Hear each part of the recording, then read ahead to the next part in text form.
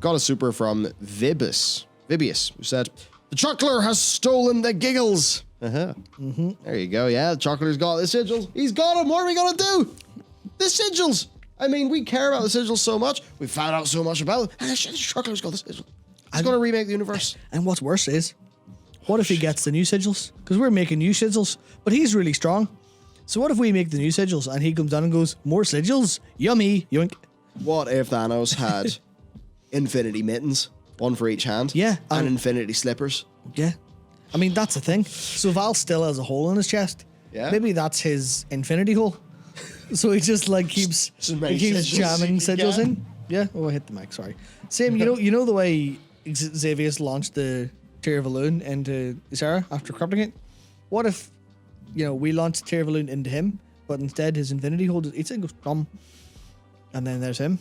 He's even stronger than before. Whatever will we do? Yeah. Yum yum. Goddamn Chuckler! Chuckler's got us again. We actually have another few supers from D5K11. Cheers, the cosmology stuff in Legion reinvigorated my enjoyment of WoW lore. Agreed, me too. But the disastrous lack of story development of new individuals has basically destroyed my enjoyment of the game entirely. Thoughts? Yeah, yes. I mean, it's not it. The Cosmos stuff has been interesting and fun to track and follow. Like, Khadgar's found a little tome. It has some new info. I wonder what that could mean. But then the actual characters in the story haven't really had their own time. And that has just meant that, like, you can be intellectually following what's going on and like, I wonder what this could all be. But as somebody who's just, like, sitting there, an emotional being, experiencing a story, that's where they're struggling a little bit more because of the pacing and just the amount of time we spend with characters. They're doing narrative design the same way they're doing gameplay design. They do not design gameplay for moment-to-moment fun.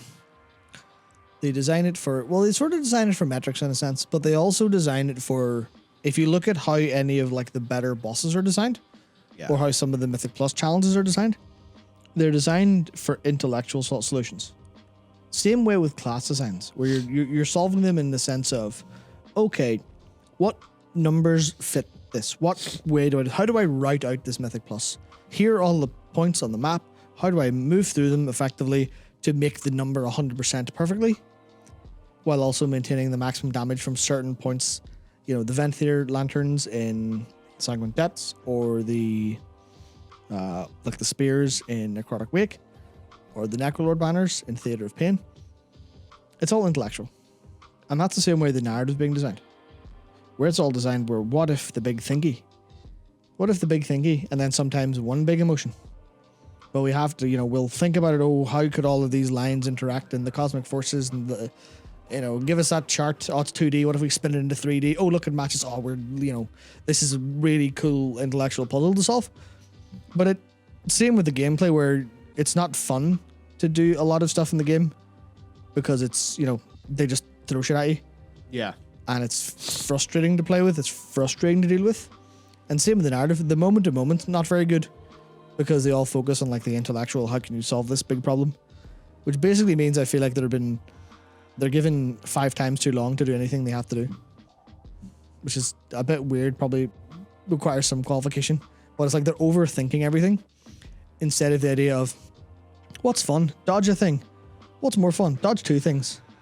How rhythmic? Go for patterns. Dodge 4 things in a rhythm and pattern. Look at that. You've designed a boss. Happy days. Off you go. Whereas they spend too much time trying to like overthink how to, what's perfect for composition. How we're going to want to organize our group around the ring in this kind of area, which is very different to what I think is fun. Yeah. And the narrative feels like the exact same. Yeah. So there you go, Blizzard. Stop thinking. Do. Only do. Think small, do. Think small, do. That's solve. it. Easy. Just solve the game easy. We got another follow-up from D5K11. Happy to see a fellow Stargate fan. Stargate Universe is amazing at the end. Wish they'd gotten their proper 5-season run. New series apparently in development by Brad Wright. Yes, apparently so. And Amazon have purchased MGM, which means that Amazon owns that IP. And there's a bit of me that's like, does Amazon know that, like, they've got loads of Expanse fans? And I guess maybe they thought Star Trek Picard would be good. But maybe Amazon are going to be like, okay, cool, Stargate, let's do it again. Come on, Brad Wright. Yeah, you know, Stargate Universe, Robbie Carlyle's such a good actor. You know, like, if it just had a few of its episodes that were duds, not be duds, and like you really continue to stick the landing because it was getting like way in its stride, it would have been great. But yeah, there is some hope for Stargate, and that is definitely good shit.